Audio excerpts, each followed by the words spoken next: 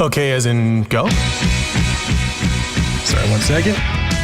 Forktales, a podcast that feeds the food and beverage world. Oh, awesome.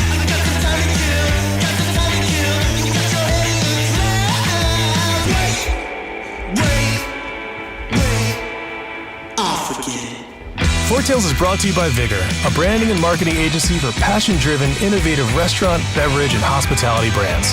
Learn more at vigorbranding.com. If you love what we're serving up, please give Forktales a 5-star review on your podcast service of choice. Think of it as a tip for good service.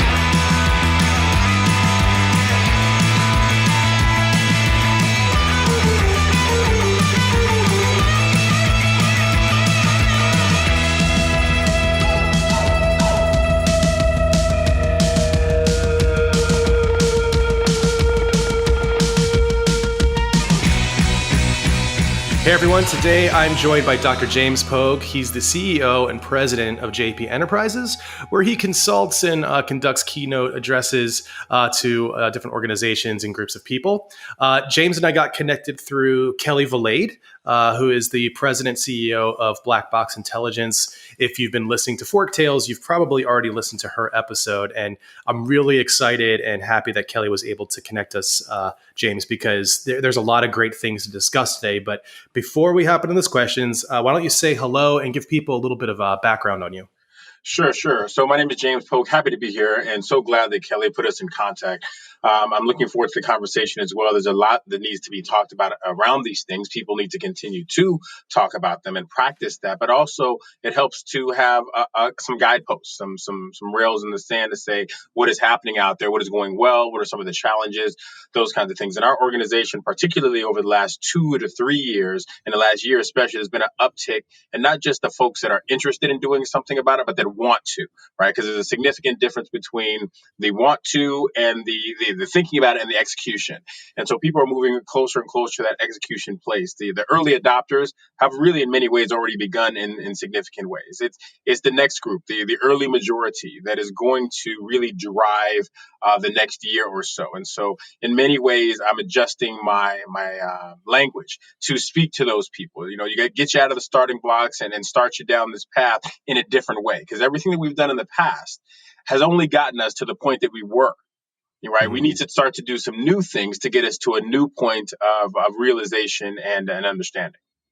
Yeah, and so too, I probably should have done a better job of introducing it, but what we're talking about today, I think in one word would be diversity. But of course, there are many other words all around that contribute to what that word means.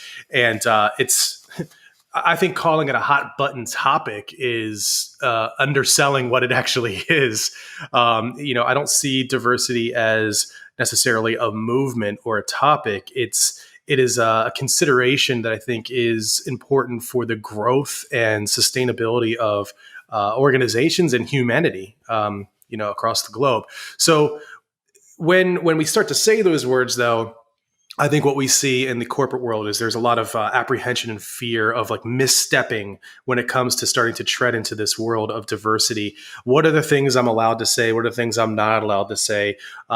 It seems almost like a minefield for some leaders who aren't fully invested, or even those who are.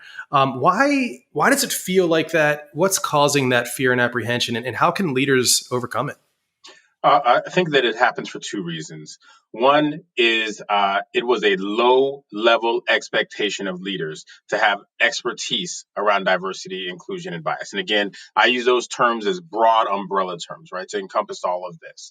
They were expected to not be great at it, to be okay at it, to know how to choose somebody on their team who was better at it, and to have them to do it. And there wasn't the same kind of rigor, the same kind of KPIs, the same kind of experience and push from those professionals because of the leaders and the CEOs. Demanding of them that they be great at their jobs and move the organization forward. So that's one part of it.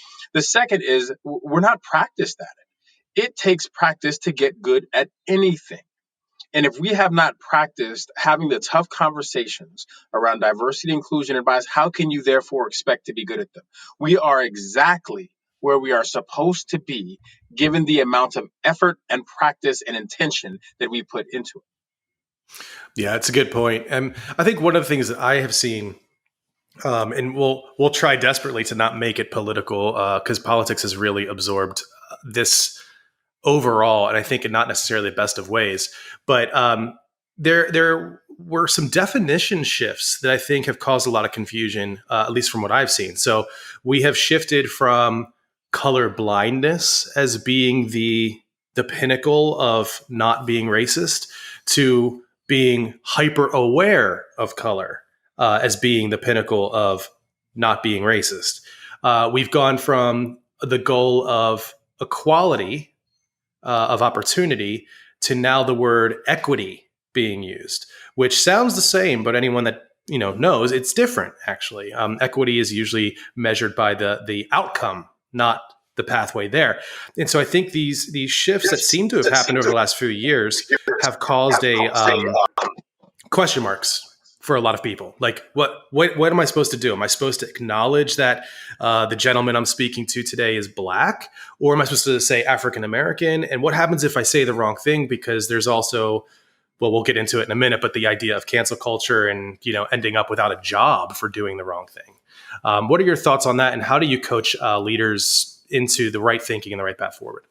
Well, I think the first thing is you have to recognize first where you are. Like, what is a good assessment of myself? Have I looked in the mirror and said, this is the person that I am, this is the leader that I am today? And then you got to take a look backwards and say, okay, now based upon the person that I am, how have I led? Right. And where have some of the gaps been? And where have I missed the mark? Where should I have done better, dug deeper? Mm-hmm. Then you can start to plan about how you're going to move forward. I think too often times we start thinking about what are we going to do next without recognizing where we have been. And that differentiates itself by the person, right? So when I, as a black man, I look backwards and I see what I have not done as a diversity professional, what I could have done better. That's one thing.